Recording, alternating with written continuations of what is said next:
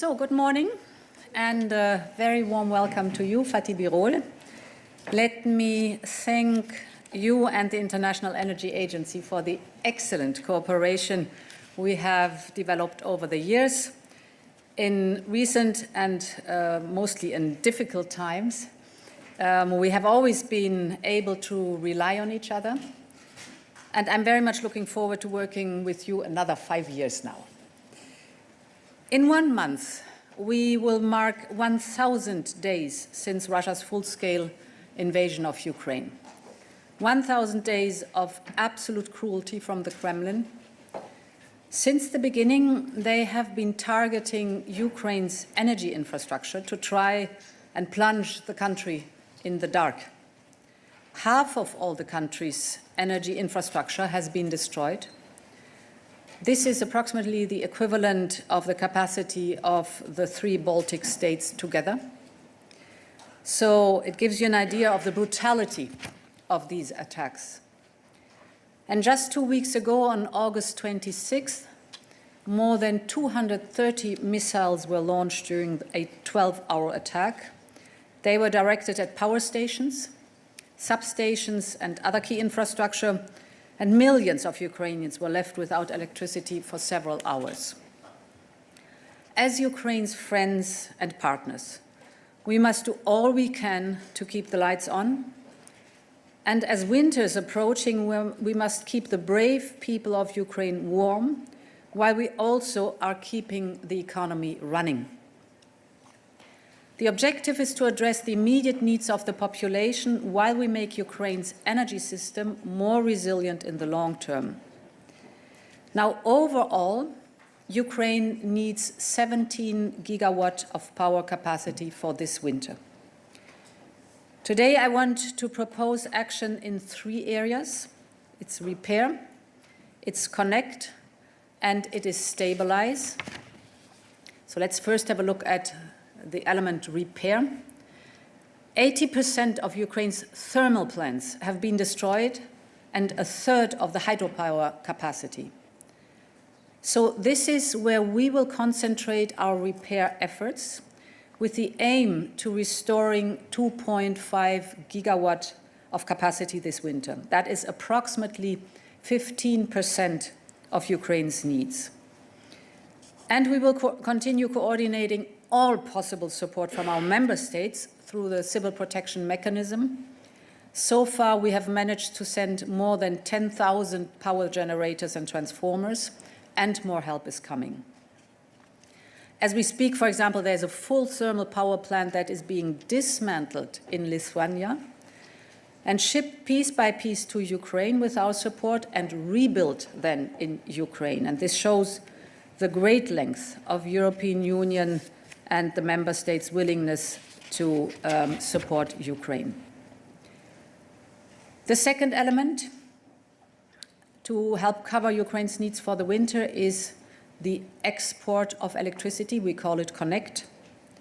You might recall the synchronization of Ukraine's grid with ours that we had started in February 2022, just as Russia's war broke out.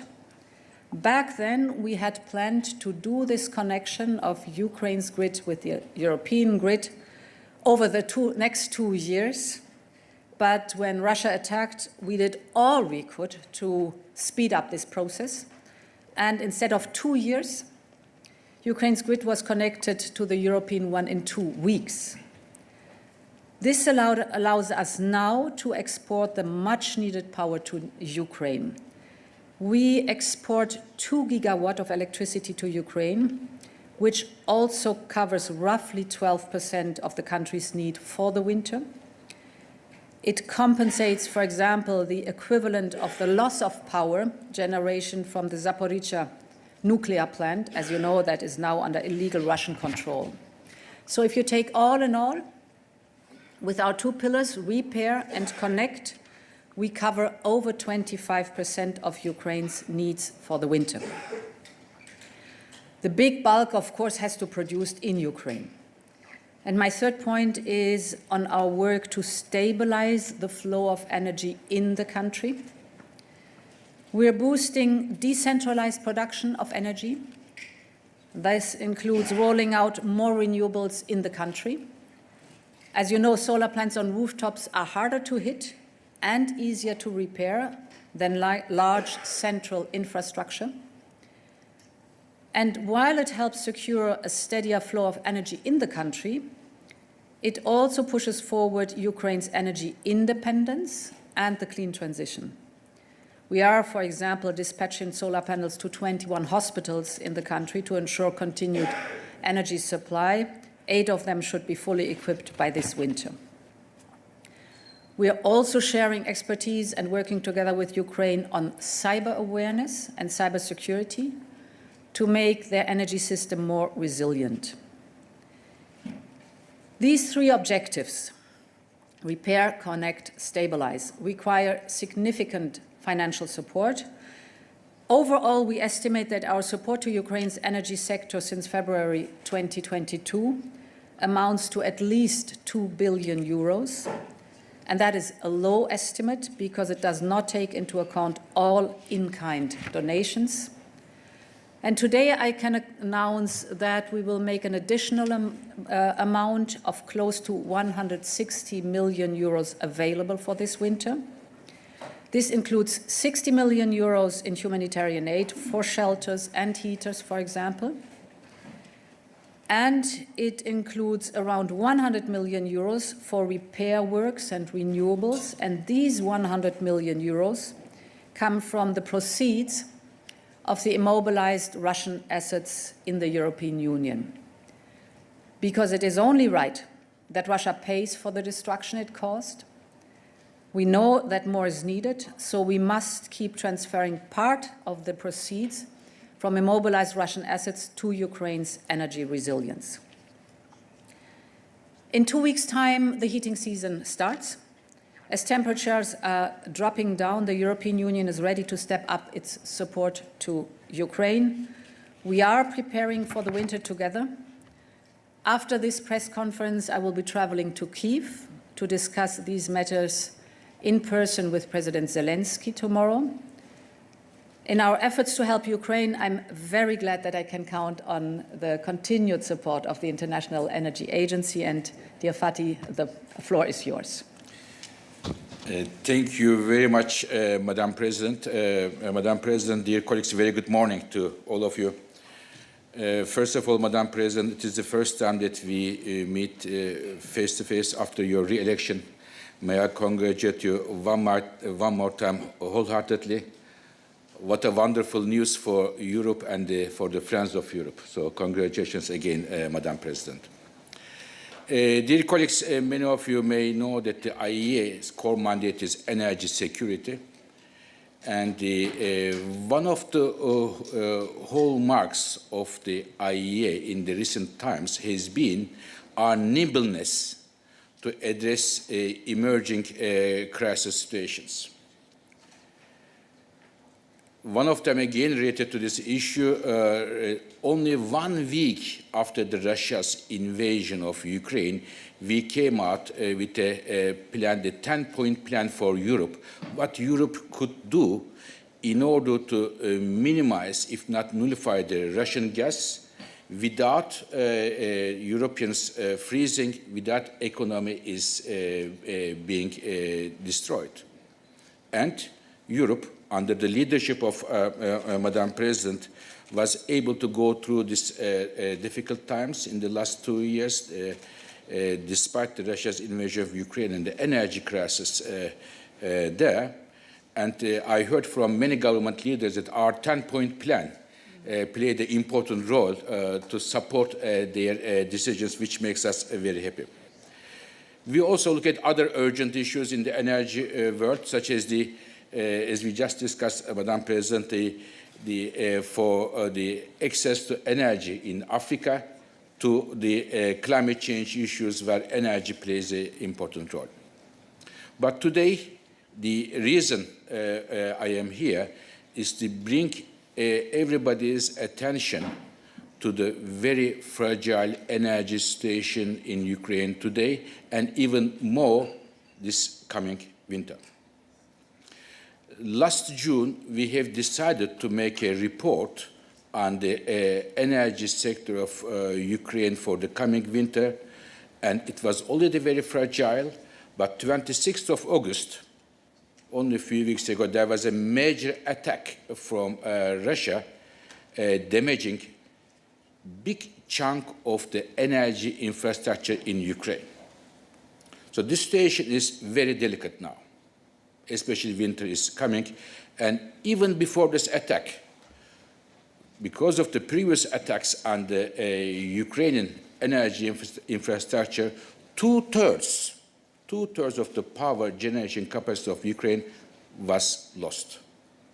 And we are coming to winter. As you know, when the temperatures drop, energy demand increases, and this could be a major issue for electricity and for heating in Ukraine, for not only for the homes, but for the hospitals, for schools, for the communication networks. We may see huge implications, and this may lead to some consequences beyond the energy sector, because people will look to move around, to go to the places where they can have shelter and heating. And this may also go beyond the social and the energy issues to some political consequences. So therefore, this is extremely important. It is the reason we came up, Madam President, with a 10-point plan again. And I will just highlight some of them. And thank you very much. You mentioned some of them, that Europe is taking some steps in the right direction once again. What are our 10 key energy sector points? Just give you a couple of them. First of all, and perhaps the most important, expedite the deliveries of spare parts and the equipments of electricity generation assets. This is the transformators, the grids, and the others, and at the same time, physical protection of the existing electricity assets in the country. Second, to increase the decentralized electricity system, because Ukraine, like in many countries in the region, the electricity sector is big, large assets there, which is easier to damage and attack. So therefore, moving more and more diesel generators, the small scale of gas-fired power plants, solar panels, wind turbines will help a lot to decentralize this with a focus on hospitals, schools, and other important areas. Especially for water supply, it is critical to bring this type of power supply. Third, increase in electricity supply from Europe to Ukraine. So there is already some electricity supply from Europe to Ukraine, and without compromising the European electricity security, maybe current steps are a bit on the conservative side. We may be a bit more generous, there will be more flexibility to provide more electricity to our colleagues in Ukraine, to export more electricity to Ukraine. Then for the Ukrainian colleagues, we are discussing with them to put a social tariff to save energy there, to up to a certain level of energy consumption subsidized, but when you go beyond that, the increasing prices may lead to save energy there. And not only electricity, but the heating systems will be very important in Ukraine in winter. And as a result of the attacks, the heating plants have been severely damaged. Therefore, small heaters running on LPG would be of critical importance. One final thing I want to mention in these steps, please let's do not forget Moldova. Moldova is also going to be affected from these developments, and Europe's support for Moldova's gas supply, energy supply, will be of crucial importance. So to finish, Madam President, thank you very much for going to Kiev and looking at these issues. In my view, this is one of the most pressing energy security issues of the world today.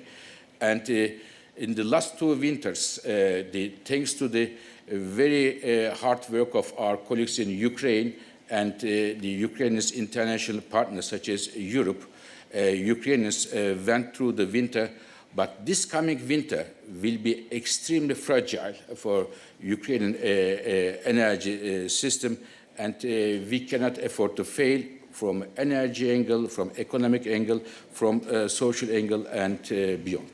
Thank you very much. Thank you very much. We will now move to a few questions. Before we do so, 2 points. We're taking questions on energy in Ukraine today, and we will have a technical briefing right after this press conference for all your detailed technical questions. John. Thank you for the briefing. First question, Dr. Birol, you say in the report that gas flows through Ukraine is your an end to gas flows coming through Ukraine is your base case. I'm just wondering if you can explain a little bit more what underpins that assumption, given we know that negotiations with EU companies are taking place. And to President von der Leyen, what's your message to companies that might be considering signing up to new agreements to keep gas flowing through this route, given the concern expressed by member states that Russian molecules could easily be mixed in? Thank you. So we expected there will not be change to the current regime. The companies that have already made agreements for the gas flows will fulfill their commitments. This is our base case assumption. Yes, and here it is a Ukrainian decision how to deal with the pipeline. So it's also their responsibility and their right to deal in a proper and responsible way with that.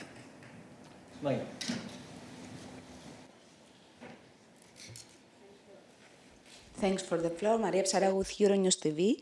I have two questions. The first one is, you said that with all this till now, you cover the energy in Ukraine with over 25%, right? With this new reimbursement and with the spare parts coming from other countries, which is the new goal you put for the end of this winter? And the second question on the energy in the EU. The Greek Prime Minister sent a letter a few days ago about high energy prices in countries of the south and east, partly because of Russia's war against Ukraine. So do you share this view, first of all? What can the Commission do to ensure better electricity prices in these countries of the EU? And is it among your priorities for the first 100 days, since Draghi's report also mentioned that structural changes are needed for the energy market? Thank you.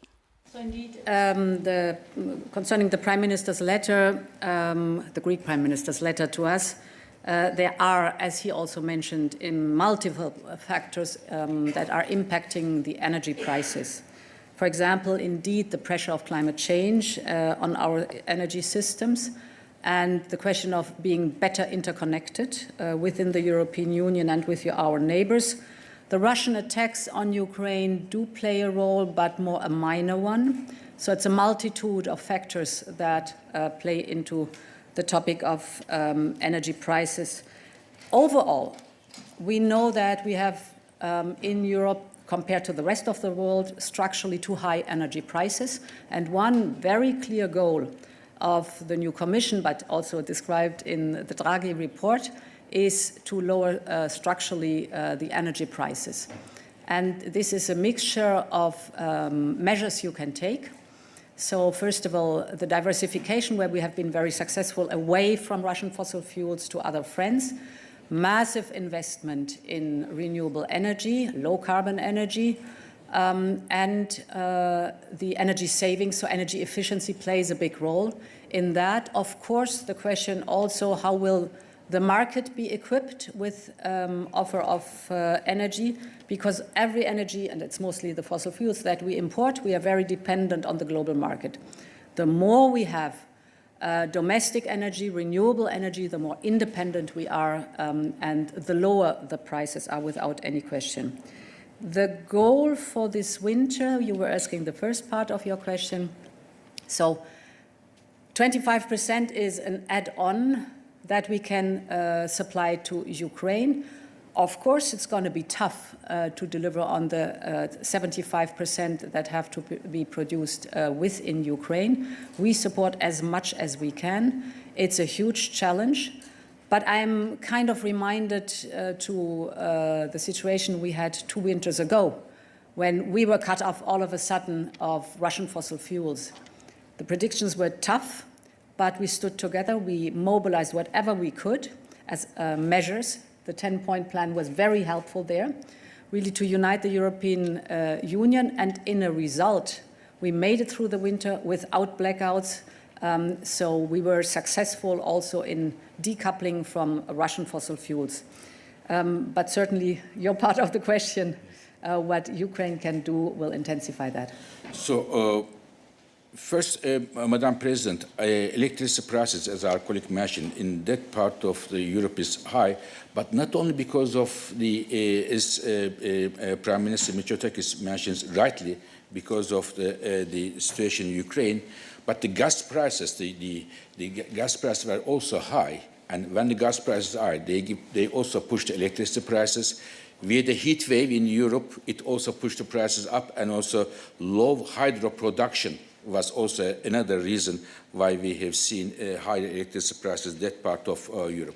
And what Ukraine can do, among other things, to save energy at home. And this is the reason that we suggest to the Ukrainian government to subsidize only the minimum energy needs of use of the households and the industry. When the use goes above a certain level, consumption level, they should use the increased tariff so that it can give an incentive to save energy. This can be a key solution. Okay, David. Thank you very much, David Carretta, Radio Radicale. The first question is on the push for renewable. I've been in Kiev almost 1 year ago, and one expert of the Ukrainian authorities told me that they need a gas turbine to decentralize the system and avoid the attacks on centralized power generation. I'm wondering if this program will be just on renewable, or gas turbine will play a role, since Ukraine has gas and produce gas. The second question is on the financing. You said that part of it will be financed with the revenues from frozen asset. Is it settled, so there is an agreement among member states, or do you fear that some member states, one in particular, could have some reservation? Thank you very much. So what the first part of the question is concerned, we have, for example, delivered gas turbines. Of course, we have to deal with what is possible at the moment being in Ukraine, but also the massive increase of delivering of solar panels shows that it is decentralizing the energy supply and at the same time going into renewable energy that is independent, for example, from the gas. So you will have both elements, certainly. And I think in the technical briefing afterwards, the detailed elements will be shown to you. We have taken the necessary legal steps to use the immobilized Russian assets. As you know, this was not trivial, but this is accomplished now. And now parts of it will certainly go into the defense element, but parts of it will also go to other elements, like, for example, the energy supply, which shows the 100 million, around 100 million that we are providing right now. Okay, thank you very much. This brings us to the end of our press conference. We will move on now to the technical briefing.